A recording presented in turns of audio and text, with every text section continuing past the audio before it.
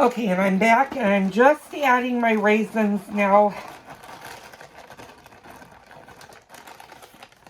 I'm gonna let you guys see how many raisins I added. I added quite a bit. That's probably about a half a cup of raisins. I'm gonna add maybe a few more because we like the raisins. And then I am going to add my slivered almonds.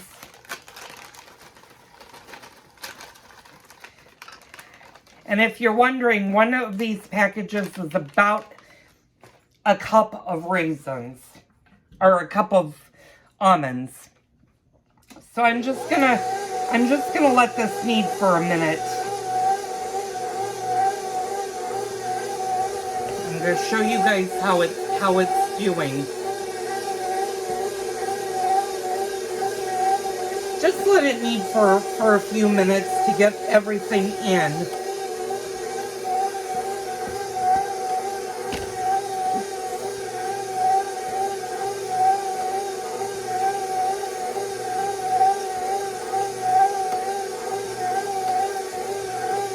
And actually, that actually is cleaning the bowl. So that's pretty much what we want it to do. I'm just gonna run my hand on the top to get the remaining flour that was sitting on top done. And we're good to go. So what we're gonna do is we're gonna drip our bowl, and I'm gonna put you guys, I'm actually gonna move you guys back so you can see this. What I'm gonna do is I'm gonna take my dough hook, and you know your hook is done if, well, you want to make sure it comes out kind of clean. It's a little bit tacky, so that means we might have to do a little bit more kneading later on, but that's pretty clean. There's just a little bit of dough on it, and I can tell it is tacky, so it is going to have a little bit of flour added to it later. Now what I'm going to do is I'm going to take the bowl, and we're going to do the exact same thing that we did in the donut video to this. So when I will show you or remind you again how we do this, you're going to need saran wrap. And again, if you have a warm place in your house, you can put the bowl, once you put the saran wrap in the bowl and you wrap it with towels. Some people will double wrap it and wrap it in a blanket. That's totally fine to do. What you want to do is let this rise until it has doubled in size. So I'm just going to cover. You don't need to worry about oiling the bowl. And make sure you take your clean towels. Hopefully this one is clean. I think this is clean. And we're just gonna wrap it. Now I have the oven on. So what I'm going to do, because my oven is 350 degrees, I'm not going to put it all the way towards the back. You can see where my hand is where the vent is. That's where it's warm.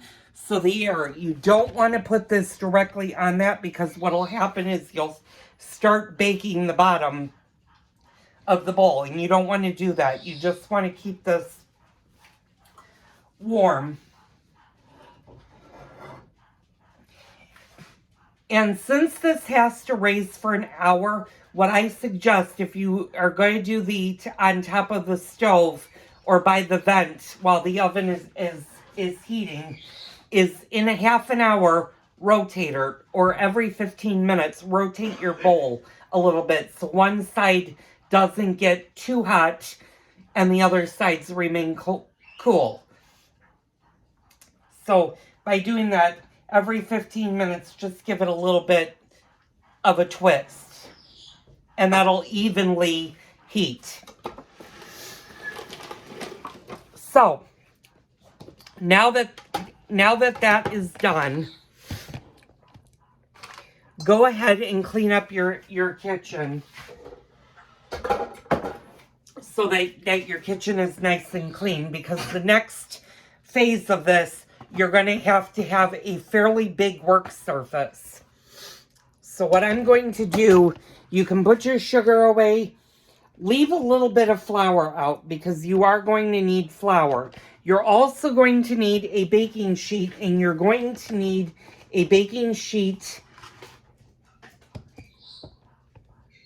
that is greased. And again, like we did, and I'm going to push you guys back. Like we did with the donuts, you're going to grease a cookie sheet with butter.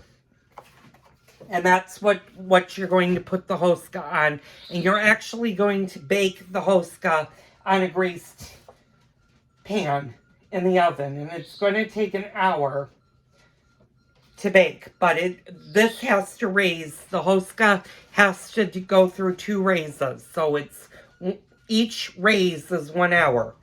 So go ahead and clean your kitchen. Like I said, you're going to need a countertop, and I'm going to kind of angle you. I'm going to get rid of most of this stuff. I'm going to use this whole entire thing when we do the next phase. So I'm going to stop the video, and I'll be back. It's 11:41. At 12:41, I will be back to show you what we are going to do. Okay, I'm back. I've cleaned up the kitchen. The one thing I wanted to tell you, when you're cleaning the kitchen and you're making a space on either your island or a table, make sure it is very clean. And if you use soap and water, make sure you rinse it. You don't want any soap residue going into your Houska.